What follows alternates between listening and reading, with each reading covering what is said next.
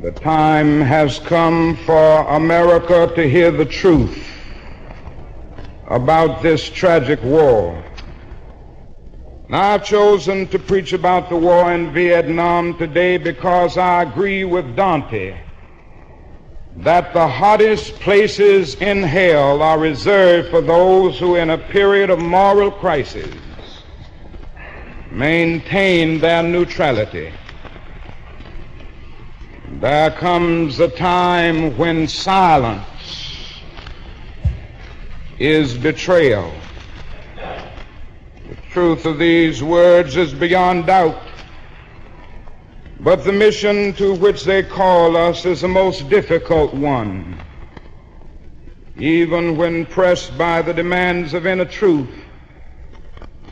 men do not easily assume the task of opposing their government's policy, especially in time of war. Nor does the human spirit move without great difficulty against all the apathy of conformist thought within one's own bosom. There has never been such a monumental dissent during a war by the American people. Polls reveal that almost 15 million Americans explicitly oppose the war in Vietnam. Additional millions cannot bring themselves around to support it. This reveals that millions have chosen to move beyond the prophesying of smooth patriotism to the high grounds of firm dissent based upon the mandates of conscience and the reading of history. Now, of course, one of the difficulties in speaking out today grows out of the fact that there are those who are seeking to equate dissent with disloyalty. It's a dark day in our nation when high-level authorities will seek to use every method to silence dissent. Something is happening and people are not going to be silenced. The truth must be told. And I say that those who are seeking to make it appear that anyone who opposes the war in Vietnam is a fool or a traitor or an enemy of our soldiers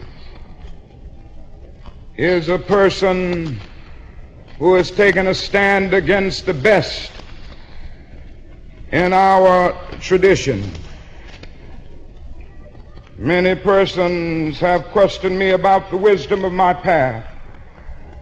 Why are you speaking about the war, Dr. King? Why are you joining the voices of dissent? Peace and civil rights don't mix, they say. And so this morning I speak to you on this issue because I am determined to take the gospel seriously.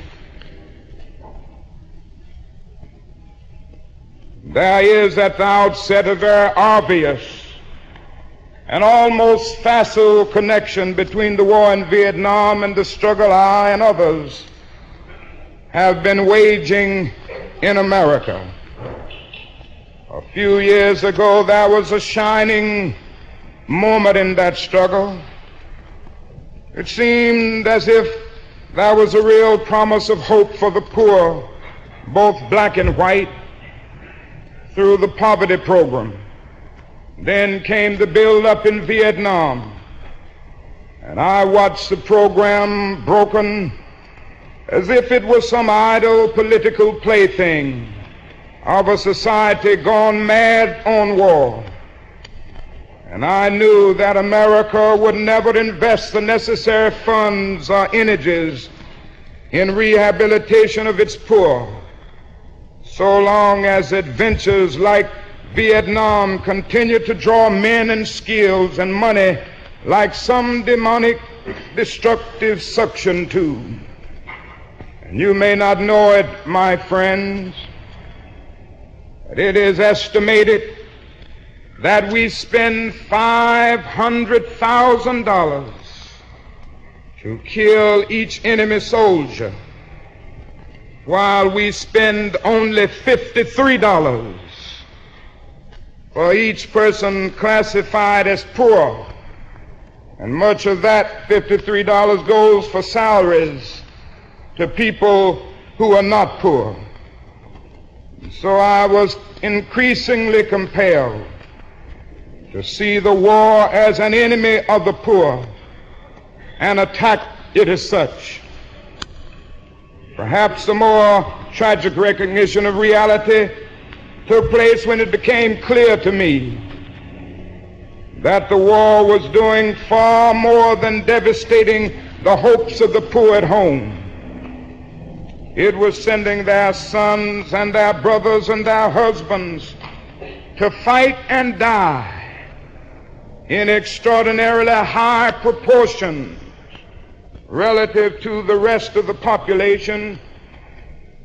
We were taking the black young men who had been crippled by society and sending them 8,000 miles away to guarantee liberties in Southeast Asia, which they had not found in Southwest Georgia and East Harlem. So we have been repeatedly faced with the cruel irony of watching Negro and white boys on TV screens as they kill and die together for a nation that has been unable to seat them together in the same schoolroom. So we watch them in brutal solidarity burning the huts of a poor village, but we realize that they would hardly live on the same block in Chicago or Atlanta. As I have walked among the desperate, rejected, and angry young men, I have told them that Molotov cocktails and rifles would not solve their problems. But they ask, and rightly so, what about Vietnam? They ask if our own nation wasn't using massive doses of violence to solve its problems. And I knew that I could never again raise my voice against the violence of the oppressed in the ghettos without having first spoken clearly to the greatest purveyor of violence in the world today, my own government. America and most of its newspapers applauded me in Montgomery, and I stood before thousands of Negroes getting ready to riot when my home was bombed, and said, "We can't do it this way." They applauded us in the sit-in movement, and we nonviolently decided to sit in at lunch counters. They applauded us on the freedom rides when we accepted blows without retaliation. Oh, the press was so noble in its applause and so noble in its praise when I was saying, "Be nonviolent toward Bull Connor."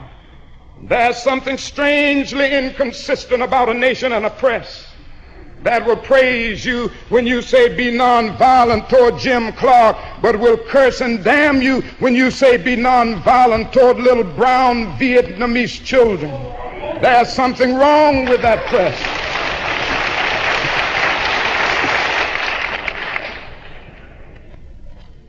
Another burden of responsibility was placed upon me in 1964. And I cannot forget that the Nobel Peace Prize was not just something taking place, but it was a commission to work harder than I had ever worked before for the brotherhood of man. This is a calling that takes me beyond national allegiances, but even if it were not present, I would yet have to live with the meaning of my commitment to the ministry of Jesus Christ.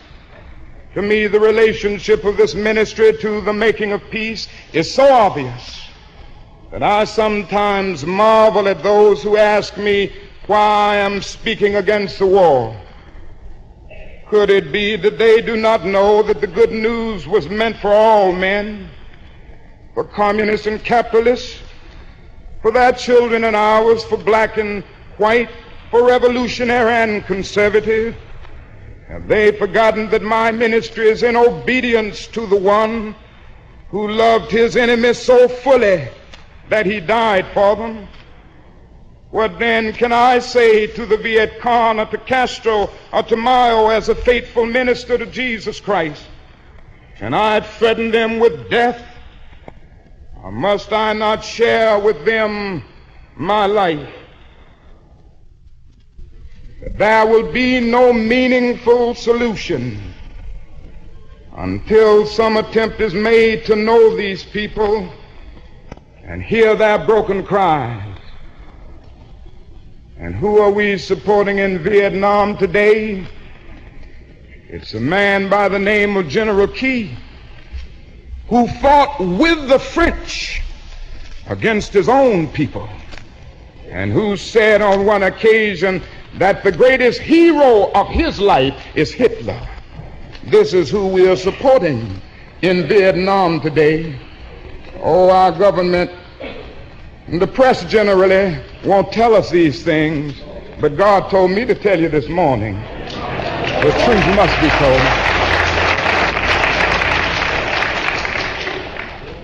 And all the while the people read our leaflets and received regular promises of peace and democracy and land reform. Now they languish under our bombs and consider us, not their fellow Vietnamese, the real enemy. They see the children degraded by our soldiers as they beg for food. We have destroyed their two most cherished institutions, the family and the village. We have destroyed their land and their crops. This is the role our nation has taken, the role of those who make peaceful revolutions impossible by refusing to give up the privileges and the pleasures that comes from the immense profits of overseas investment.